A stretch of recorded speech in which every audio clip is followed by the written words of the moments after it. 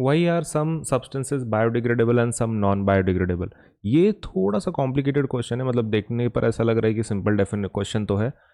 तो देखो, अगर आप इसमें सिर्फ डेफिनेशन लिखोगे कि बायोडिग्रेडेबल सब्सटेंसेस क्या होते हैं और नॉन बायोडिग्रेडेबल क्या होते हैं, तो ये काम नहीं चलेगा, क्योंकि वो कैसा क्वेश्चन है। देखो, वाई आर सम सब्सटेंसेस क्यों होते हैं, मतलब लाइक उनको बायोडिग्रेडेबल ही क्यों बोलते हैं, या फिर ऐसा क्यों है। तो सिर्फ डेफिनेशन से काम नहीं चलेगा, you also need to mention the point कि डिग्रेड करने के लिए, डिग्रेड कौन करता है? ऑर्गेनिजम्स, मतलब like living organisms.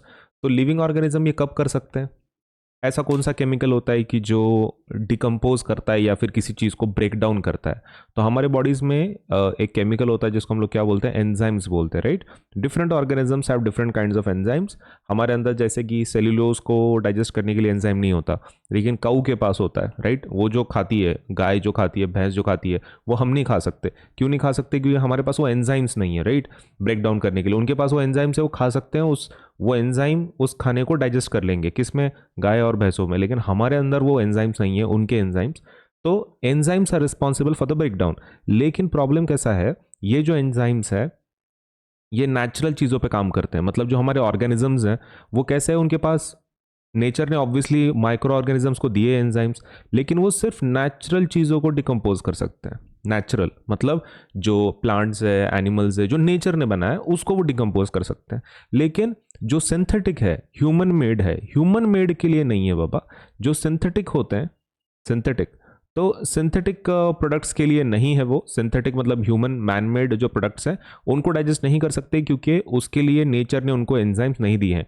Micro organisms को सिंथेटिक प्रोडक्ट्स को डिकम्पोज करने के लिए नेचर ने एंजाइम्स दिए ही नहीं है, नेचर ने। तो ये प्रॉब्लम है। तो सिंथेटिक को क्यों नहीं कर पाते? क्योंकि वो एंजाइम वैसे नेचर ने उनको नहीं दिए हैं।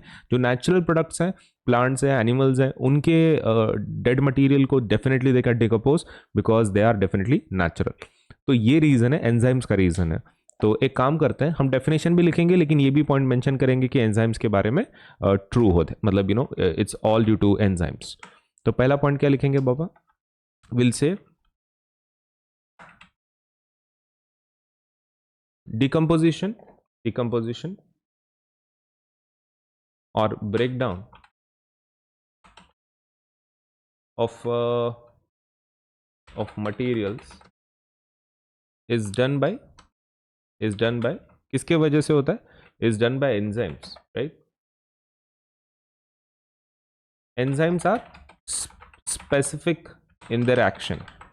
एंजाइम कैसे होते हैं? स्पेसिफिक होते हैं उनके एक्शन में। मतलब ऐसा नहीं कर सकते, जैसे कि मान लो हमारे बॉडी में प्रोटीन का एंजाइम है, तो आप ऐसा एक्सपेक्टेशन नहीं कर सकते कि जो एंजाइम हमारे बॉडी में प्रोटीन को डाइजेस्ट कर रहा है वो कार्बोहाइड्रेट को भी कर लेगा, फैट को भी कर लेगा, किसी भी चीज़ को कर लेगा। तो ऐसा मल्टीपर्पज नहीं होता है, उनका एक स्पेसिफिक डाइजेशन ही वो कर सकते हैं, ब्रेक डाउन कर सकते हैं। तो enzymes are specific in their action. Specific enzymes are needed for breakdown for a particular substance. Specific enzymes are needed for the breakdown of a particular substance।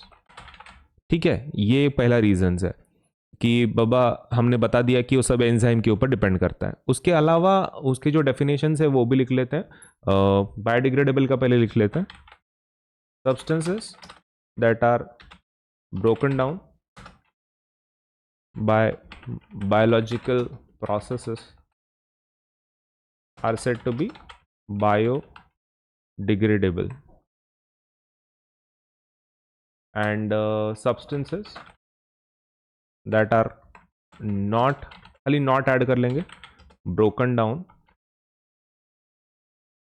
by biological processes are said to be non biodegradable।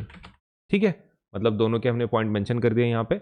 लेकिन फिर भी यहाँ पे और एक point हम लोग include करेंगे कि जो ये हैं प्रोडक्ट्स हैं, ह्यूमन मेड मटेरियल्स है, will not be broken down by the action of bacteria, क्योंकि उनके पास वो एंजाइम है ही नहीं। फॉर एग्जाम्पल, ये ऊपर एक ऐड करते हैं, for example bacteria cannot decompose human made materials like plastic because bacteria doesn't possess the necessary enzyme to do so, वैसा उनके पास एंजाइम ही नहीं है ना, तो कर नहीं पाते, तो उसकी वजह से hence we get two categories, that is one that is biodegradable and other that is non-biodegradable. ये देखो सेफ्टी के लिए हमने वो दो डेफिनेशंस इंक्लूड कर लिए, लेकिन ये सबसे इंपॉर्टेंट पॉइंट है कि उनको बायोडिग्रेडेबल नॉन बायोडिग्रेडेबल ऐसा क्यों बोलते हैं हम लोग, क्योंकि ये तो बचपन से पढ़ रहे हैं ना हम लोग, जो डिग्रेड होता है उसको बायोडिग्रेडेबल, जो नहीं होता नॉन बायोडिग्रेडेबल, लेकिन this is the main reason कि एंजाइम की वजह से होता है वो। एंजाइम्स अगर नहीं है बॉडी में पर्टिकुलर लाइक जो नेसेसरी है उसको डिकम्पोज करने के लिए, तो कर ही नहीं सकते, तो नेचर ने ह्यूमन मेड मटेरियल्स के लिए नहीं दिए हैं एंजाइम्स माइक्रो ऑर्गेनिज्म के पास, तो बिकॉज ऑफ दैट जो माइक्रो ऑर्गेनिजम्स है जो प्लास्टिक जैसे मटेरियल को डिकम्पोज नहीं कर पाते क्योंकि उनके पास वैसे नेसेसरी एंजाइम्स नहीं है। तो हो गया, this is a complete answer.